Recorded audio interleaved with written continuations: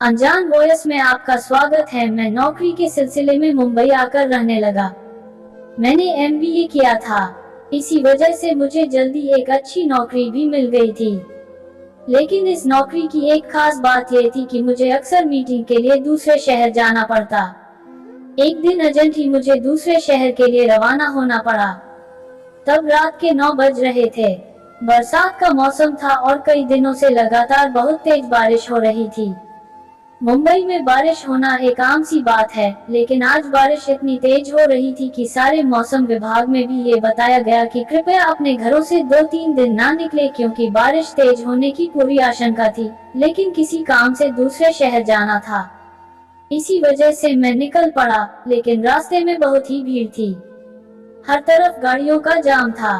मुंबई के गेट से निकले होता काम नहीं होता। मैं कई घंटे तक एक जाम में फंसा रहा। अपने आप को भी सोच रहा था कि आखिर में क्यों घर से निकला। उधर दूसरी तरफ से कॉल भी आ रही थी कि आप कब तक दूसरे शहर पहुंच जाएंगे। अब मेरे दिमाग में बहुत ही ज्यादा टेंशन हो रही थी। मैंने सोचा कि रोड से जाना बहुत मुश्किल हो जाएगा कि गाड़ियों की भीड़ बहुत ज्यादा थी। मैं एक काम करता हूँ कि मैं जंगल के रास्ते से निकल पड़ता हूँ। इसी वजह से मैंने तुरंत अपनी गाड़ी घुमाकर जंगल की तरफ निकल गया। जंगल का रास्ता मुझे अच्छी तरीके से पता था कि इससे पहले भी मैं जंगल के रास्ते से होते हुए दूसरे शहर जा चुका था। मैंने गाड़ी की रफ्तार बहुत ही तेज करे था, क्योंकि जंगल में भी खतरा होता है।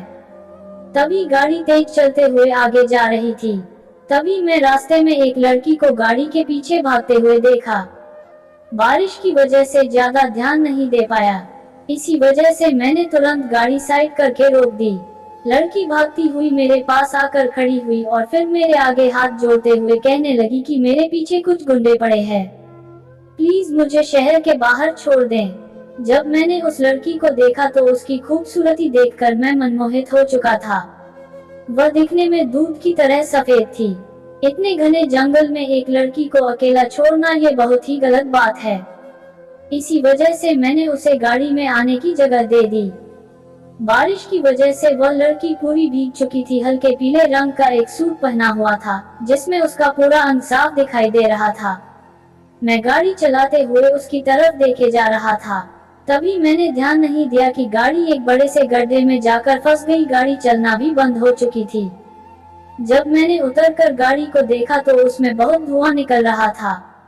जब लड़की मुझसे पूछने लगी तो मैंने देखा कि गाड़ी खराब हो चुकी है, हमें यही कहीं रुकना पड़ेगा।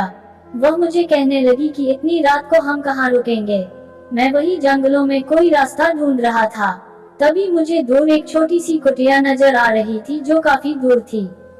मैंने उस लड़की को वहां का रास्ता दिखाया और वह मेरे साथ चलने लगी। कुटिया के अंदर पूरा अंधेरा हुआ था। मैंने एक लकड़ी लेकर आग जलाई, जिससे हमें गर्माहट मिले। तब मैं और वह लड़की दोनों सो चुके थे। तभी रात के पूरे 3 बजे लड़की बड़बड़ाने लगी थी। मुझे लगा कि शायद सपने में बड़बड़ा रही है। जब मैं उसके पास जाकर देखा तो माथा उसका आग की तरह तप रहा था, शायद बरसात में भीग जाने की वजह से। तेज बुखार हो चुका था और उसके कपड़े भी सारे गिले थे। बुखार बढ़ रहा था। मैं सोचने लगा कि मुझे इस हाल में क्या करना चाहिए, और वो कितनी मासूम थी कि कोई भी उस पर फिदा हो सकता था। मेरे पास कोई दूसरा रास्ता नहीं था। इसी वजह से मैं तुरंत गाड़ी से जाकर एक चादर लेकर आया और फिर लड़की के बगल में लेटकर उसे गर्माहट देने लगा। मैंने उसे अच्छे से पकड़ा हुआ था ताकि शरीर गर्म हो सके। तभी गर्माहट देते देते मैं अपने जज्बात खो बैठा और फिर वो सब करने लगा जो मुझे नहीं करना चाहिए था। आज पहली बार किसी लड़की के इतने करीब आया था जिसमें अपने आप पर काबू ना बन सका। वह लड़की भी गरम गरम आहें भर रही थी।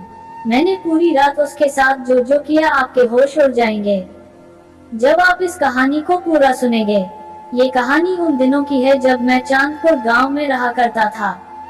मेरा नाम चंदन है और मेरी उम्र 22 साल है। मेरे घर में मेरे माँ बाप और मेरी एक बहन और एक छोटा भाई रहा करते थे। मैं घर में सबसे बड़ा था, इसी वजह से मुझ पर घर की जिम्मेदारी थी। अपने कॉलेज की पढ़ाई कंप्लीट करने के बाद मैं मुंबई जाकर शिफ्ट हो गया था और वहीं मुझे अच्छी खासी नौकरी भी मिल गई थी। मैं बचपन से ही बहुत ही शर्मीला और सुलझा हुआ लड़का था। मैं हमेशा बड़ों का बहुत ही आदर किया करता था।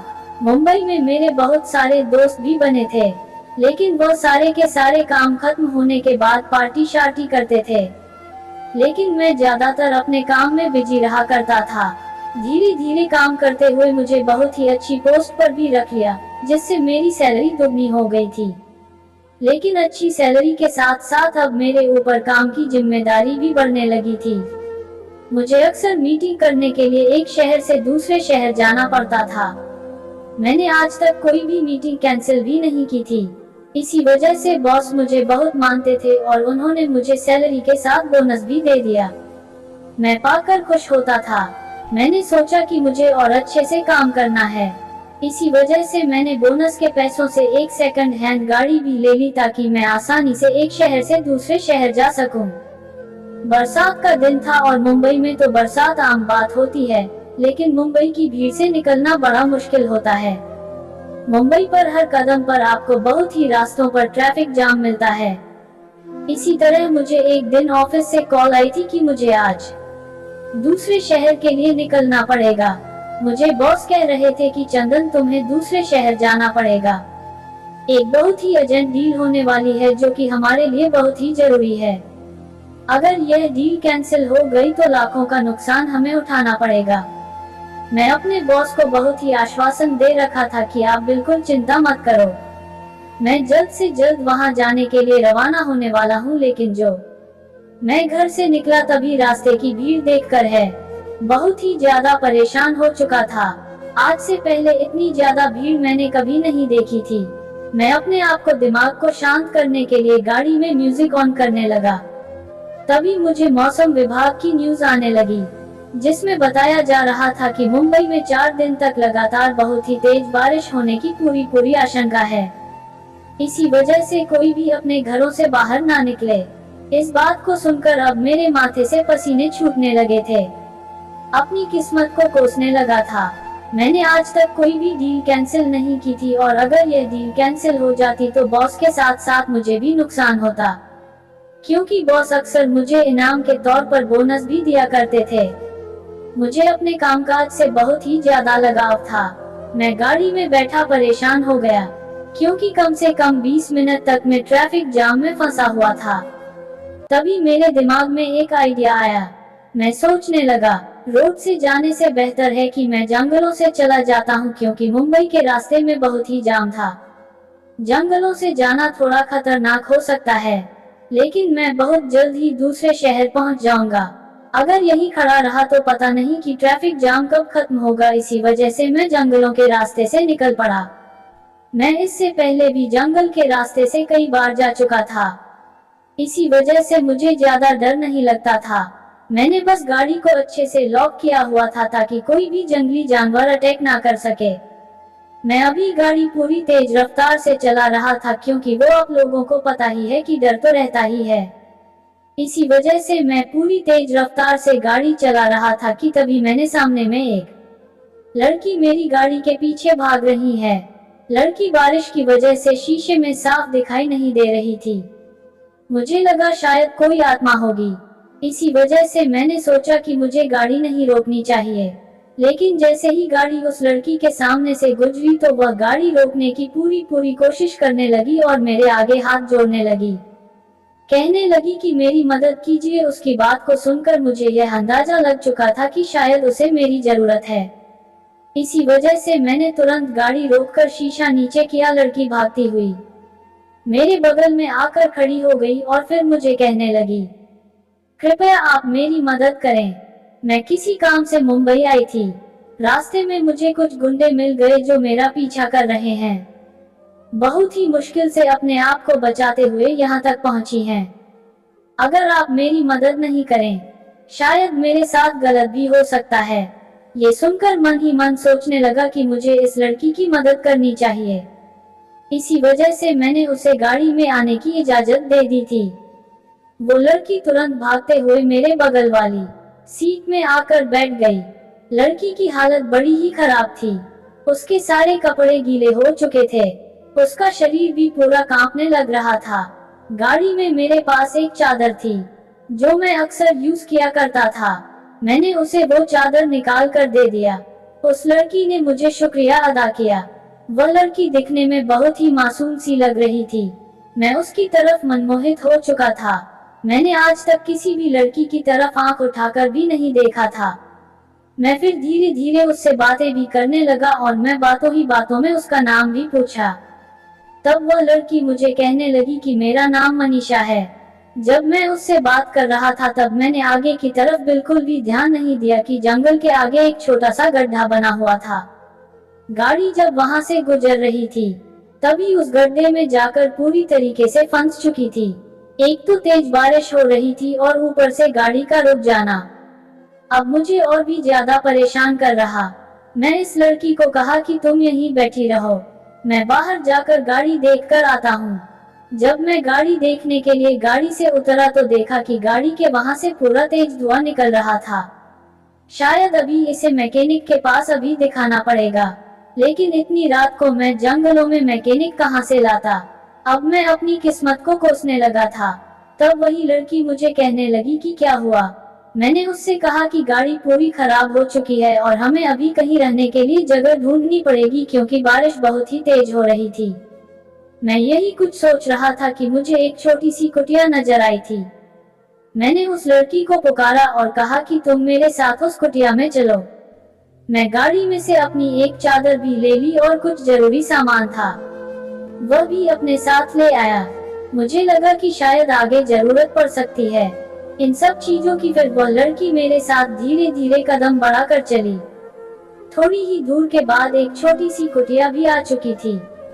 वह कुटिया देखने में ऐसी लग रही थी मानो जैसे सदियों पहले पुरानी थी, जिससे यह अंदाजा लगाया जा ही सकता था कि यहाँ पर कोई भी आता जाता नहीं है। उस लड़की को भी डर लग रहा था, इसी वजह से ज्यादातर मेरे साथ खड़ी हो रही थी।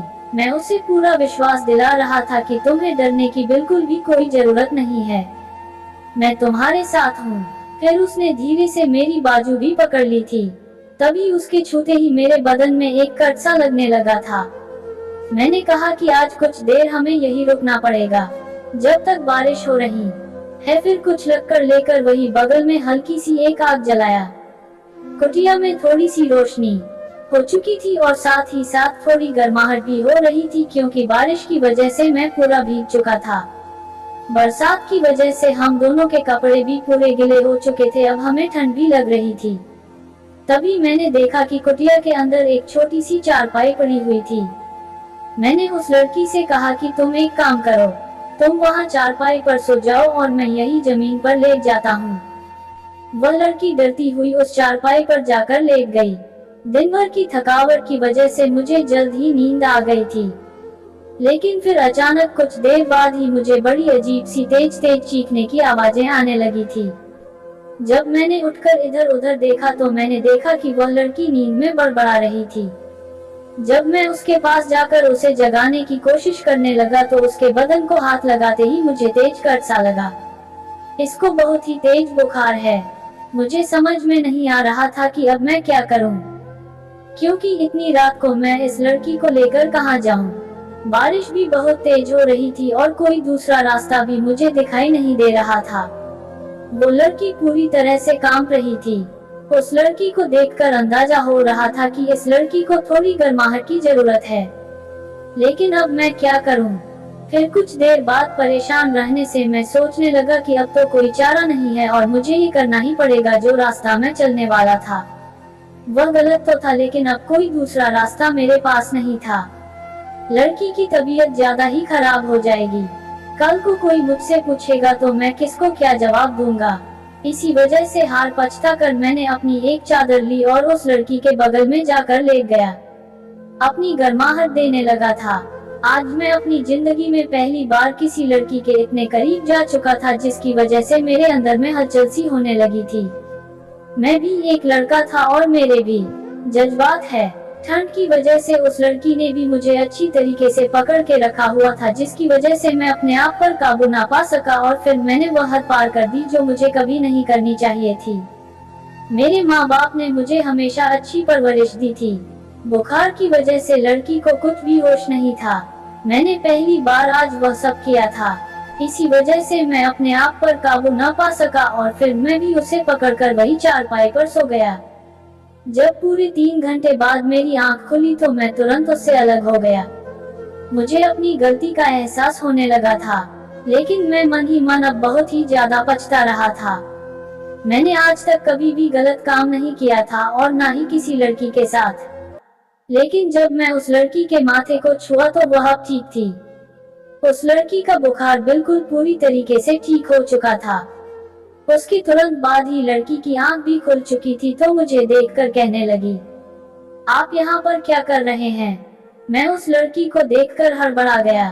फिर ना चाहते हुए मैंने उस लड़की को झूठ बोल दिया कि तुम नींद में बहुत तेज बड़बड़ा रही थी, इसी वजह से मैं तुम्हें जगा रहा था। फिर लड़की कहने लगी, पता नहीं मुझे क्या हुआ था, मेरी तबीयत भी कुछ ठीक नहीं लग रही है। बारिश रुकी है क्या, तो हम लोग चलते हैं? तभी मैंने बाहर जाकर देखा बारिश भी रुक चुकी थी। उस लड़की को तुरंत कहा कि चलो अब हम वापस चलते हैं।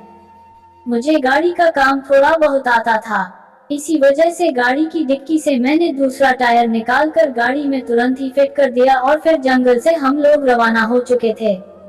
लड़की बहुत ही ज्यादा मासूमियत में थी और उसकी उम्र भी 20 से साल होगी, इसी वजह से उसे वो सब का अंदाजा बिल्कुल भी नहीं हुआ था। लेकिन मुझे तो पता था कि मैंने जो किया है वह बहुत ही ज्यादा गलत काम है। मुझे अंदर ही अंदर बहुत ही ज्यादा शर्मिंदगी भी हो रही थी, इसी वजह से मैं अंदर ही अंदर बहुत अफसोस भी कर रहा था। लेकिन उस लड़की को बोल भी नहीं पा रहा था, पता नहीं वह लड़की मेरे बारे में क्या सोचेगी। फिर गाड़ी चलाते हुए मैं दूसरे शहर आ चुका था। मैंने सबसे पहले लड़की से उसके घर का पता पूछा। जब उसने मुझे उसके घर का पता बताया तो मैंने कुछ ही देर बाद उसे उसके घर तक छोड़ दिया था। वापसी के टाइम मुझे बहुत ही ज्यादा घबराहट हो रही थी, मुझे अंदर ही अंदर अफसोस हो रहा था। आज मुझे अपने माँ बाप की बात भी याद आ रही थी कि कभी किसी के साथ गलत मत करना। तुम चाहे जितना मर्जी छुपाने की कोशिश करो, लेकिन भगवान सब देख लेता है और एक ना एक दिन तुम्हें अपने किए की सजा भी मिल ही जाती। यही सोच सोच कर मैं अंदर ही अंदर बहुत परेशान हो रहा था। मेरे माथे से पूरे पसीने छूट रहे थे, लेकिन कामकाज की वजह से मैं ज्यादा ध्यान नहीं दे पाया। इसी वजह से गाड़ी तेज चलाते हुए अपनी मीटिंग वाली जगह पर जा पहुंचा। मैंने मीटिंग भी बहुत अच्छे से की और बॉस को ये खबर सुनकर बहुत ही ज्यादा अच्छा लगा कि मैं ठीक वक्त पर मीटिंग पर पहुंच चुका था। इसी वजह से उन्होंने अब मुझे मैनेजर की पोस्ट में रख लिया और अब मेरी सैलरी अब दुगनी बढ़ चुकी थी। अब मैं बहुत ही ज्यादा अंदर ही अंदर खुश था। अब वापसी पर मैंने सोच रखा था कि मैं उस लड़की के घर जाकर उसका हाथ मांग लूंगा। अगर वह लड़की किसी और लड़के से लाइफ में शादी करेगी तो कल को उसे जब बात पता चलेगी तो उस लड़की के लिए बहुत ही बुरा होगा। उस जिंदगी पर दाग उठेंगे जो कि मैं हरगिज नहीं चाहता था और शायद तब उसका पति भी उसे छोड़ देगा। इसी वजह से मैंने गाड़ी तेज भगाते हुए घर तक पहुंच चुका था। जब मैं उसके घर के अंदर दाखिल हुआ तो उसके घर पर एक पिताजी और एक माँ थी। पिताजी चारपाई पर बैठकर चाय पी रहे थे। मुझे देखकर कहने लगे कि आप कौन हैं? फिर मैंने कहा कि आप अंकल मुझे नहीं जानते, लेकिन आपकी लड़की मुझे अच्छी तरीके से जानती है। उसके पिताजी के सामने उसकी बेटी का हाथ मांगने लगा। जब मैंने उस लड़की का हाथ मांगा तब वो लड़की मुझे अजीब नजरों से देखने लगी थी। लड़की के परिवार वाले थोड़े गरीब थे, इसी वजह से अपनी लड़की की शादी करने में बहुत ही ज्यादा घबरा रहे थे। उन्हें डर था कहीं मैं बेटी के साथ गलत ना करूं, लेकिन कई घंटे की वार्तालाप के बाद वह शादी के लिए मान चुके थे। मैंने शादी भी उसी दिन करने का फैसला किया था। फिर एक छोटे से मंदिर में जाकर बड़ी सादगी के साथ मेरी और उस लड़की की शादी हो गई। वह लड़की बार बार मुझे गहरी निगाहों से देखे जा रही थी। शायद सोच रही होगी कि मैंने तो उसकी मदद की थी और आखिर में क्यों उससे शादी कर रहा हूँ, और वो भी इतनी जल्दी। उसके अंदर कई सारे सवाल पैदा हो रहे थे। शादी करके जब मैं से अपने घर वापस लेकर आया तो सुहागरात की रात लड़की थोड़ा शर्मा रही थी। मैंने कमरे का दरवाजा बंद कर दिया तो उस लड़की की धड़कनें जोरों से बढ़ने लगी थी। वह मुझे फिर से अजीब नजरों से देख रही थी। मैंने इस लड़की से कहा कि तुम जो चाहे मुझसे पूछ सकती हो, मैं तुम्हारे हर सवाल का जवाब देने के लिए तैयार हूँ। लड़की मुझसे कहने लगी कि आपने मुझसे शादी क्यों की। पहले तो मैंने सोचा कि मैं उसे इस बात का जवाब दे देता हूँ, लेकिन मुझे लगा ये सही वक्त नहीं होगा। फिर मैंने उससे बहाना किया। मैंने कहा कि मैं तुम्हें पहली नजर में देखकर मोहब्बत करने लगा था और मैं इसी वजह से तुमसे शादी करा। मेरी बातों को सुनकर लड़की गहरी सोच में डूब चुकी थी और फिर मैंने उसे धीरे से उसका हाथ पकड़ते हुए उस पर मोहब्बत लुटाना शुरू कर दिया। मेरी मोहब्बत को देखकर वह भी मुझसे अब मोहब्बत करने लगी थी। धीरे धीरे हम दोनों की शादी को पूरा 3 महीना हो चुका था। जब मेरी पत्नी प्रेग्नेंट हुई, तब मैंने उसे यह खबर बताई कि उस रात जंगल में मैंने गलती से उसके साथ वह सब कर लिया था कि उसकी तबीयत बहुत ज्यादा खराब हो रही थी। ये सब सुनते ही मुझ पर बहुत ही ज्यादा गुस्सा हुई थी, लेकिन बाद में उसने मेरी बातों को अच्छी तरीके से समझ भी लिया था। मैंने उसे कहा कि मुझसे गलती हुई थी, इसी वजह से मैंने तुमसे दोबारा शादी भी की और अब मैं तुमसे मोहब्बत भी करता हूँ। वह लड़की कुछ देर तो मुझसे बहुत ही ज्यादा नाराज रही थी, लेकिन बाद में उस लड़की ने मुझे माफ कर दिया।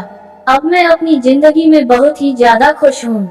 दोस्तों, आप लोगों को ये कहानी कैसी लगी, हमें कमेंट करके जरूर बताइएगा।